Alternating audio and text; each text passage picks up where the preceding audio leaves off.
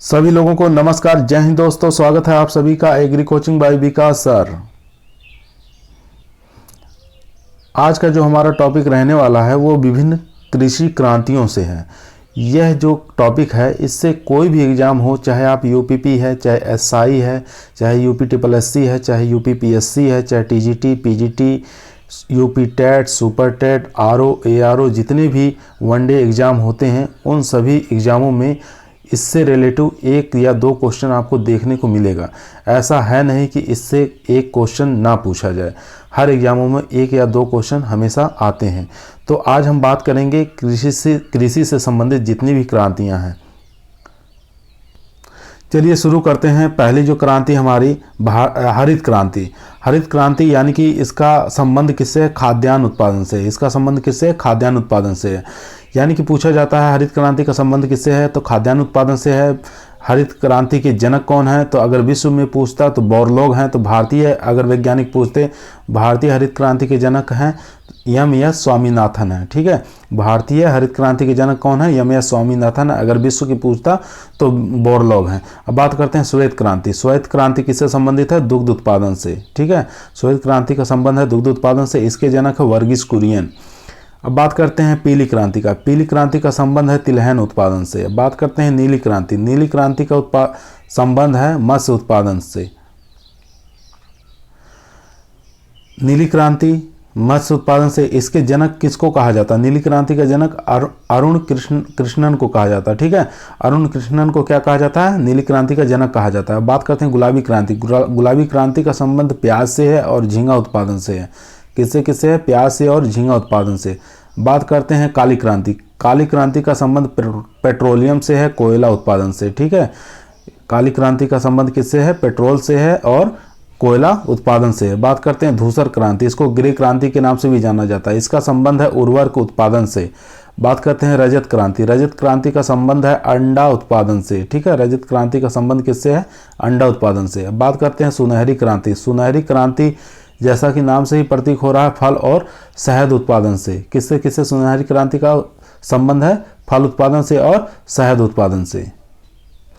अब बात करते हैं इंद्रधनुष क्रांति। इंद्रधनुष क्रांति का संबंध है सभी क्रांतियों में वृद्धि। यानी कि सभी जितनी भी क्रांतियां आप पढ़ रहे हैं यहाँ पर उनको एक साथ में लेकर चलने वाली क्रांति कौन सी है? इंद्रधनुष क्रांति। ये इसको किसने लाया था? नीतीश कुमार के द्वारा लाया गया था। अब बात करते हैं सदाबहार क्रांति। सदाबहार क्रांति का मतलब है मिट्टी से और कृषि लोन से और सिंचाई से। तीनों का संबंध किससे है? सदाबहार क्रांति का पूछता है का संबंध किससे है? तो मिट्टी से है, कृषि लोन से और सिंचाई, तीनों से संबंध है इसका। ठीक है, और बात करते हैं गोल क्रांति का। गोल क्रांति का संबंध है आलू उत्पादन से। आलू कैसा था? गोल। गोल क्रांति किससे संबंधित है? आलू उत्पादन से। बात करते हैं लाल क्रांति। लाल क्रांति का संबंध है टमाटर से और मांस उत्पादन से। यानी कि टमाटर भी लाल होता है और मांस उत्पादन, ये दोनों के लिए कौन सी क्रांति लाई गई है? लाल क्रांति। ठीक है, टमाटर में जो लाल रंग होता है लाइकोपिन के कारण होता है, ये ध्यान रखेंगे। बात करते हैं बादामी क्रांति। बादामी क्रांति का संबंध है मसाला उत्पादन से। ठीक है, बादामी क्रांति का संबंध किससे है? मसाला उत्पादन में। चलिए बात करते हैं अमृत क्रांति। अमृत क्रांति किससे संबंधित? नदी और जोड़ों परियोजना से। ठीक है, नदी जोड़ों परियोजना से संबंधित कौन सी है? अमृत क्रांति। अमृत क्रांति पूछता है कि मतलब किससे संबंधित है, तो नदियों से आप याद रखेंगे। ठीक है, गोल्डन फाइबर क्रांति किससे है? जूट उत्पादन से। गोल्डन फाइबर क्रांति किससे संबंधित है? जूट उत्पादन से। सिल्वर फाइबर क्रांति कपास उत्पादन से। सिल्वर रहेगा, सिल्वर फाइबर क्रांति पूछ रहा तो कपास उत्पादन हो जाएगा। अगर गोल्डन फाइबर क्रांति पूछ रहा है तो जूट हो जाएगा। दोनों में कंफ्यूज मत हो जाइए, एकदम मतलब 2 से 3 बार इस वीडियो को देखेंगे तो एकदम याद हो जाएगा आपको।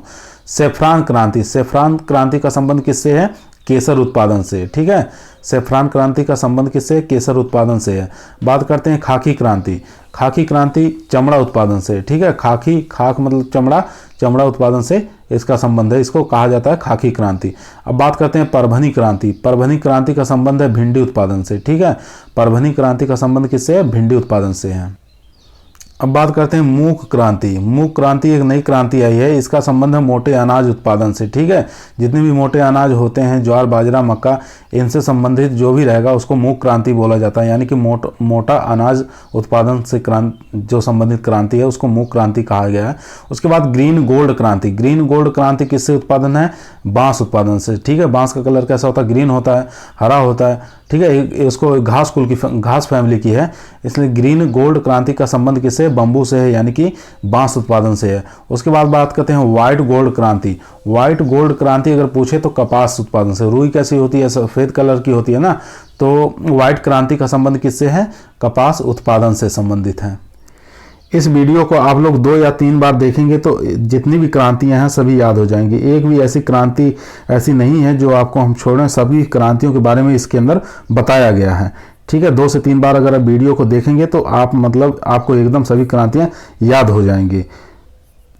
आज का जो हमारा टॉपिक था क्रांति से संबंधित यहीं समाप्त होता है। अगर आपको यह टॉपिक अच्छा लगा हो तो शेयर, लाइक और सब्सक्राइब जरूर करिए हमारे चैनल को। थैंक यू, धन्यवाद।